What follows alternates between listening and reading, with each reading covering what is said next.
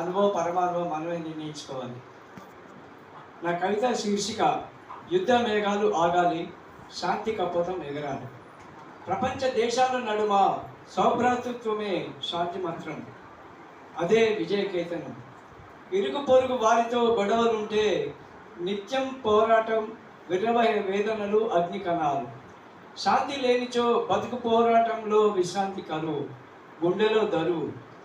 Ukraine, Russia, America, Iran, Iraq దేశాల నడుమ యుద్ధాలు మారణ హోమానికి మానవులే సమిధలు.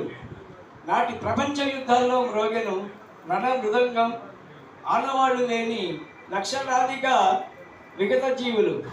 మరోమారు ప్రచండ యుద్ధ మేఘాలు రారాదు. యుద్ధానికి సై అంటున్న కంపు ట్రంపు శత్రుభావాన్ని వీడి శాంతి పరిమళాలకై స్నేహాస్త చంద్రికలు అందించాలి. నింగిలోని తారలై విర్రవీగుతున్న ఉగ్రవాదపు క్రీనీడలు మానవాళిని తాకరాదు. మృత్యుఘోషల నరగుణ ధనులు మూగబోవాలి. యుద్ధ కారణాల ఇంధన ధరలు రాకెట్టులా దూసుకెళ్ళి సామాన్యుని నట్టి విరిచే పాత రోజులు తరంకొస్తుండే. గగన ఉపరితల జలాంతర్గ డ్రోన్ మిసైల్స్ల మృత్యువేళ నిశ్శబ్దం అవ్వాలి. ఆధిపత్య పోరు అంతం అవ్వాలి.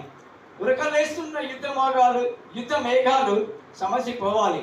అహింస మార్గమే శాంతి కపోతమై వినువీధుల్లో ఎగిరిపడేలా నమో మంత్ర దండంతో దేశాలు ఐక్యత రాగంతో శాంతి స్థాపనకు ముందడుగు వేయాలి. ఈ యొక్క అవకాశం ఇచ్చిన ధన్యవాదాలు.